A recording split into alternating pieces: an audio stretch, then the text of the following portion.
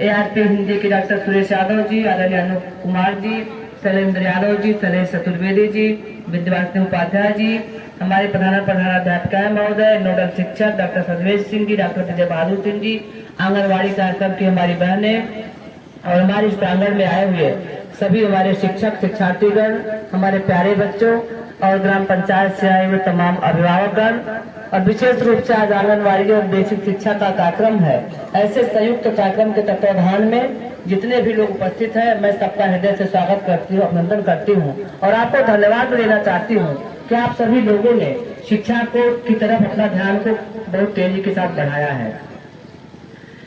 मेरा आंगन मेरे बच्चे ये कार्यक्रम, अगर आप इसको मन से सोचिए, हमारे मुख्यमंत्री जी ने शासनादेश लेकर आए, शासनादेश के तहत परिवर्तन लाए, वो सब एक अलग विषय, किताबी विषय हो सकता है, लेकिन अगर आप व्यवहारिक बात करिए तो बहुत सारी चीजें आपको व्यवहार में देखने को मिल जाती हैं।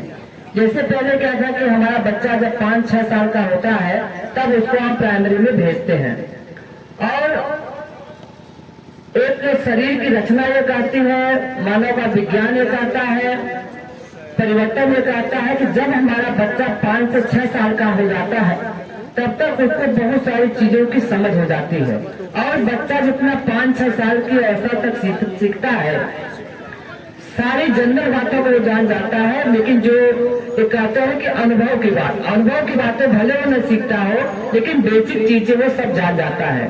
तो सरकार की सोच है कि जब हमारा बच्चा 6 साल का होता है तब बच्चा 1 में पढ़ने जाता है, तो सबसे पहले बच्चों को हम आंगनबाड़ी में भेजेंगे। हमारा बच्चा 6 साल के पहले यानी कि 3 साल के तक हमारा बच्चा पहले आंगनबाड़ी में शिक्षा ग्रहण करेगा, उसके बाद प्राइमरी शिक्षा में पढ़ने के लिए जाएगा। यही तो उसका नियम है। हमारी आंगनबाड़ी की बहनें बैठी हैं, पहले आपके जिम्मे खाली एक काम था, सूजी को देना, गर्भवती बहनों को अनाज वितरण करना, एक आपका एक लिमिटेशन थी कि आपका यही काम है। लेकिन अभी सरकार ने आपको बहुत जिम्मेदार पद दे दिया कि आप छोटे छोटे बच्चों को, उनको इतना शिक्षा की तरफ उनको इतनी प्रेरणा दीजिए, बच्चों को शिक्षा की तरफ इतना प्रोत्साहित करिए, जब बच्चा कक्षा 1 में जाए वो काफी कुछ सीख करके जाए। अभी हमने देखा एक अभिभावक जो हमारा गाड़ी का चाहता ड्राइवर था, क्या नाम था उनका, मैं नाम तो भूल गई, उनकी आंखों में जो आंसू थे बड़े खुशी के आंसू थे। उनको इतना कमांड है अपने बच्चों के ऊपर, वो कह रहे हैं कि मैं गाड़ी चलाता हूँ, अपने तीनों बच्चों को पढ़ाता हूँ, मेरे तीनों बच्चों को पढ़ाना आता है, इंग्लिश भी आता है, बोल आता है, इतना उनको अपने बच्चों के ऊपर कमांड है। उनको बच्चे के ऊपर कमांड है, ये तो अच्छी बात है, लेकिन मैं सारे अभिभावकों से कहना चाहूंगी, आप उस अभिभावक को देख करके खुद भी अपने मन में सोचिए कि जब वह आदमी इतनी संघर्ष करके अपने बच्चों को पढ़ाने के बारे में सोच रहा है, तो आपका भी धर्म बनता है कि आप भी अपने बच्चों के शिक्षा के बारे में सोचिए, और सोचना भी पड़ेगा, क्योंकि आज दुनिया जितनी तेजी के साथ बदल रही है, जितना तेजी के साथ परिवर्तन हो रहा है, तो सबके पीछे कहीं न कहीं शिक्षा ही एक माध्यम है। अभी मुझे कुछ दिन पहले, 6 महीना पहले मुझे अमेरिका जाने का अवसर मिला। एक देश था उरुग्वे। मैं वहां पर गई तो मेरे प्रिय अमित सुशील जी ने हमसे कहा कि आप अमेरिका में गए हैं तो खाली एक चीज देख करके आइएगा कि वहाँ की प्राथमिक शिक्षा क्या है। मुझे बहुत अच्छा लगा। मैंने उनसे पूछा, बताया कि अमेरिका में ये है, अमेरिका में ये है, अमेरिका में ये है, तो उनका जो सवाल था, उन्होंने कहा कि खाली आप वहाँ पर जाकर के प्राथमिक शिक्षा को देख करके आइए कि वहाँ की प्राथमिक शिक्षा क्या है। तो जब मैंने वहाँ पर जिज्ञासा व्यक्त किया, जाकर के देखने का प्रयास किया, तो वहाँ पर सरकार की तरफ से शिक्षा और स्वास्थ्य दोनों फ्री, शिक्षा और स्वास्थ्य दोनों फ्री।